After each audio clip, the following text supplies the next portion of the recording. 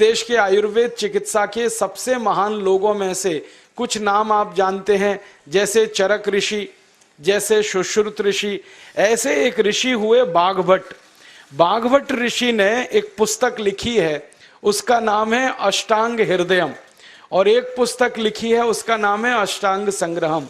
इन दोनों पुस्तकों में उन्होंने 7000 नियम बताए हैं।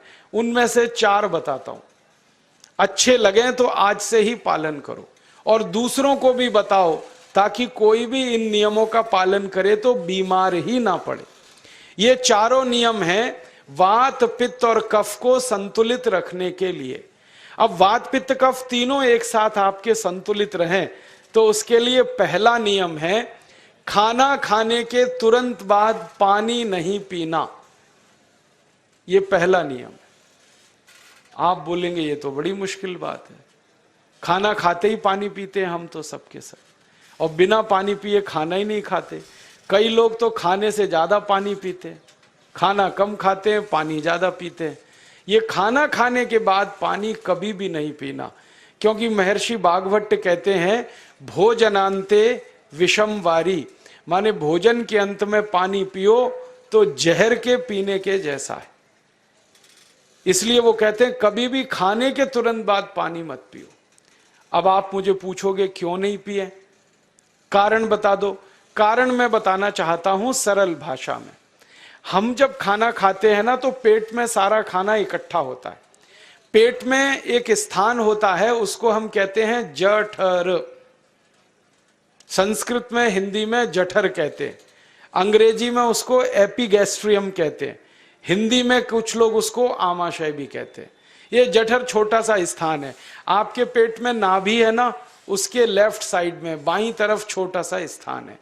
सारा खाना आपका इसी स्थान पर आता है। जो भी आप खाते हो, रोटी, चावल, दाल, सब्जी, दूध, दही, कुछ भी खाओ, सब कुछ जठर में आता है।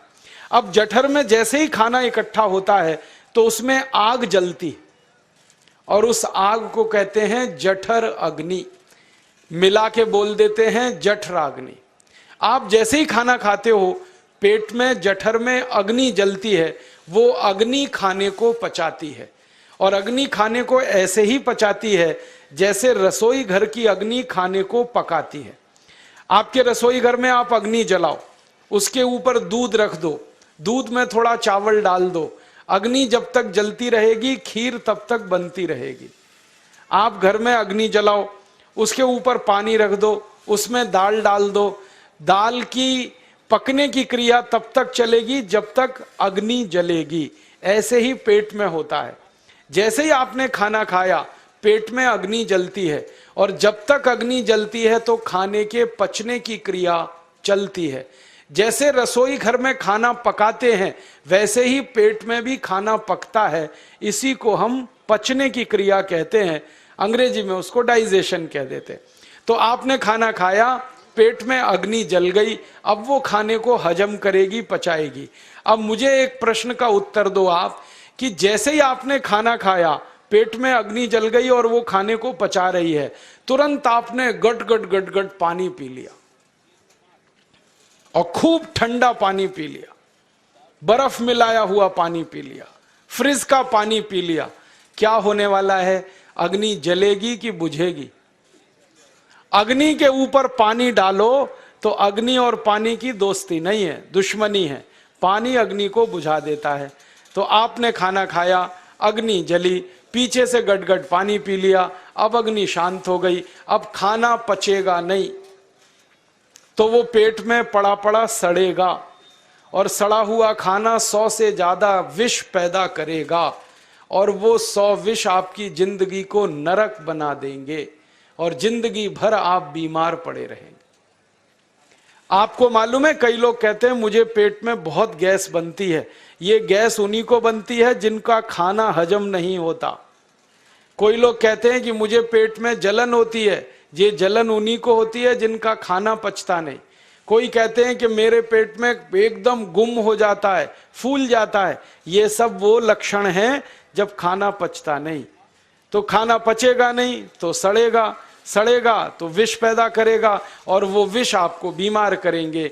इसलिए महर्षि भागवत ने कहा, खाना खाते ही पानी मत पियो। समझ में आया? फिर आप बोलोगे कितनी देर तक नहीं पिए? कम से कम 1 घंटे तक। 1 घंटे बाद पानी पियो। आप बोलोगे जी 1 घंटा क्यों? ये जो अग्नि जलने की क्रिया है ये लगभग 1 घंटे तक ही चलती है पेट में, उसके बाद अग्नि अपने आप शांत हो जाती है, उसके बाद पानी पी लो। तो खाना अगर 10 बजे खाया तो 11 बजे पानी पियो, 11 बजे खाया तो 12 बजे पियो, 12 बजे खाया तो 1 बजे पियो, 1 घंटे बाद पानी पियो। अब आपके मन में यह सवाल आ सकता है कि खाना खाने के पहले पी लें क्या? हाँ पी लो, 40 मिनट पहले पेट भर के पानी पी लो। 10 बजे खाना खाना है, 9:20 पे खूब पानी पी लो, जितना पी सकते हो। 11 बजे खाना खाना है, 10:20 पे पी लो, खूब पानी पी लो, 40 मिनट पहले। आप और एक सवाल पूछ सकते हो कि अच्छा ठीक है, खाने के बाद पानी तो नहीं पिएंगे, कुछ और पी सकते हैं क्या पानी को छोड़कर? तो उसके लिए भागवत जी कहते हैं कि खाने के तुरंत बाद अगर पीना है तो दही की लस्सी पियो, मट्ठा। खाने के बाद अगर तुरंत पीना है तो फलों का रस पियो, गन्ने का रस पी लो, संतरे का रस पी लो, मौसमी का रस पी लो, अनार का रस पी लो। अब आप कहोगे ये सब महंगी महंगी चीजें बता रहे हैं, गन्ने का रस, संतरे का रस, अनार का रस, पैसे तो है नहीं। तो सबसे सस्ता रस है नींबू का ही रस पी लो, शिकंजी बना के पी लो, वो तो सबसे सस्ता है। तो खाना खाने के बाद या तो दही की लस्सी पियो या रस पियो। और एक तीसरी चीज है, दूध पी सकते। तो खाने के तुरंत बाद पीना है तो दही की लस्सी या मट्ठा, खाने के तुरंत बाद पीना है तो कोई फल का रस, खाने के तुरंत बाद पीना है तो दूध।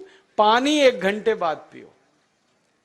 और अगर एक बात ध्यान रखो तो अच्छा है कि सवेरे खाना खाते हैं जिसको हम ब्रेकफास्ट कहते हैं, नाश्ता, तो फलों का रस पीना अच्छा, दोपहर को खाना खाएं तो लस्सी और मट्ठा पीना अच्छा, और रात का खाना खाएं तो दूध पीना अच्छा। जो लोग इस नियम का पालन कर सकते हैं जिंदगी में कभी भी 80 रोग उनको नहीं हो सकते। वात पित्त कफ तीनों ही इस एक छोटे से नियम से संतुलित रहते हैं। तो ये पहला नियम मैंने आपसे कहा। दूसरा नियम एक और है, और वो नियम ये है कि पानी कभी भी पियो, घूट घूट भर के पियो। जैसे गरम चाय पीते हैं, गरम कॉफी पीते हैं, गरम दूध पीते हैं, एक एक घूट भर के, एक एक सिप करके, ऐसे ही पानी पीने की आदत डालो। ये मुंह में एक बार गिलास लगा लिया, गटागट उसको खाली कर दिया, ये तरीका गड़बड़ है। 1 घूट पानी, 2 घूट पानी एक बार में उतना ही पियो।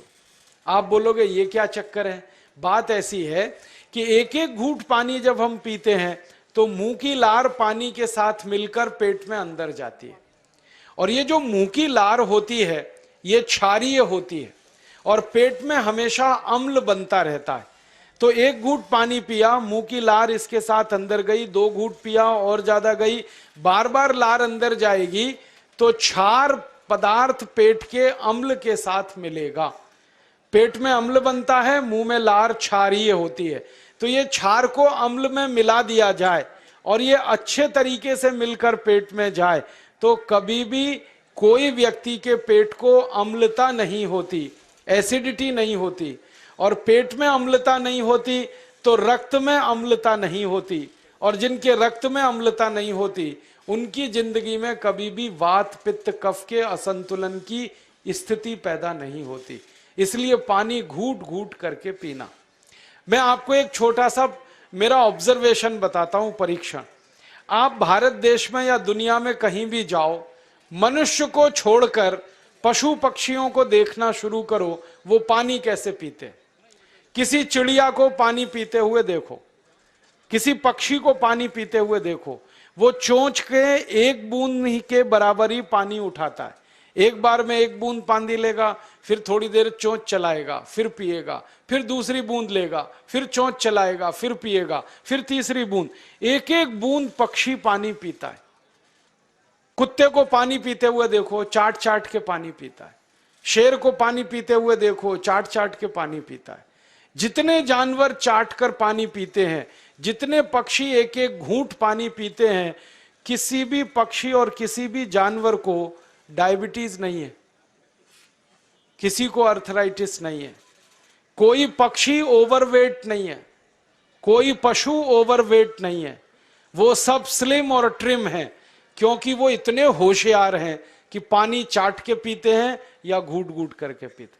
अब मुझे ये हैरानी होती है कि ये पशु पक्षियों को कौन सिखाता है? वो अपने जन्म से ये ज्ञान सीख के आते हैं। उनका कोई गुरु नहीं है, उनका कोई विद्यालय नहीं है, उनके कोई प्रशिक्षण शिविर नहीं लगते, फिर भी उनको इतनी अकल है कि पानी घूट घूट पीना। और हम ये मनुष्य जिनके इतने गुरु, इतने विद्यालय, इतने कॉलेज, सीखने वाले, सिखाने वाले, और हम मूर्खों के मूर्ख गटागट गटागट पानी पीते रहते। तो पानी पीने का तरीका बदल दो, घूट घूट भर के पानी पियो। ये दूसरा नियम है। तीसरा नियम है कि जिंदगी में कितनी भी प्यास लगे, ठंडा पानी कभी मत पियो। बर्फ डाला हुआ पानी, फ्रिज में रखा हुआ पानी, वाटर कूलर का पानी जिसका तापमान बहुत कम है, ये कभी मत पीना। क्यों? क्योंकि शरीर आपका गर्म है और पानी ठंडा है। अब होता क्या है वो मैं समझाता हूं सरल भाषा में। पेट तो गर्म है, अब इसमें ठंडा पानी डाल दिया आपने, तो अंदर झगड़ा होता है। और झगड़ा क्या होता है? या तो पानी पेट को ठंडा करेगा या पेट पानी को गर्म करेगा। अगर पानी ने पेट को ठंडा कर दिया तो पेट के ठंडा होते ही हृदय ठंडा होता है, हृदय के ठंडा होते ही मस्तिष्क ठंडा होता है, मस्तिष्क के ठंडा होते ही आदमी ठंडा होता है, और आदमी ठंडा होते ही राम नाम सत्य होती है।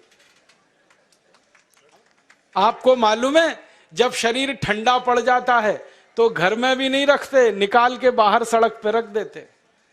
जो घर आपने बनाया अपनी मेहनत से, शरीर के ठंडा पड़ते ही निकाल बाहर करते हैं उस घर में से, और फिर चिल्लाने लगते हैं, लेके जाओ, जल्दी लेके जाओ, इसको जला के आओ। माने ठंडे शरीर की इज्जत नहीं है। तो ठंडा पानी क्यों पी रहे हो भाई? बंद कर दो। कोई जानवर ठंडा पानी नहीं पीता, कोई पक्षी नहीं पीता। तो आप ये ठंडा पानी पीना बंद करो, सादा पानी पीना शुरू करो। और गर्मी के दिनों में बहुत अगर आपको तकलीफ है तो मिट्टी के घड़े का पानी पी लेना, फ्रिज का और बर्फ का नहीं पीना। ये तीसरा नियम है। और चौथा और आखिरी नियम है कि आप सवेरे ही सवेरे जब सोकर उठते हो तो सबसे पहले पानी पियो। जैसे ही आपकी आंख खुल गई तो पहले 2-3 गिलास पानी पी लो, उसके बाद आप टॉयलेट में जाओ।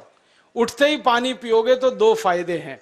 पहला फायदा यह है कि पानी पेट में जाकर बड़ी आंत को साफ करता है, और जैसे ही बड़ी आंत की सफाई होगी पेट पे दबाव पड़ेगा और आप संडास घर में जाएंगे, 2-3 मिनट में पेट आपका साफ हो जाएगा। जिनका पेट सुबह एक बार में साफ हो जाता है उनकी जिंदगी में कभी रोग नहीं आता। इसलिए सुबह सुबह उठते ही पेट साफ होना जरूरी है। और उठते ही पानी पियोगे तो मुंह की जो लार है वो पानी के साथ मिलकर अंदर जाएगी। सुबह पेट में एसिड की मात्रा ज्यादा होती है, इसलिए लार का पेट में जाना बहुत जरूरी है। इसलिए सुबह उठते ही पानी पीना बहुत जरूरी है। ये 4 नियम हैं आयुर्वेद के। पहला नियम, खाना खाने के 1 घंटे बाद पानी पीना। दूसरा नियम, पानी को हमेशा घूट घूट भर के पीना। तीसरा नियम, कभी भी जिंदगी में ठंडा पानी नहीं पीना। और चौथा और आखिरी नियम, सवेरे उठते ही सबसे पहले पानी पीना।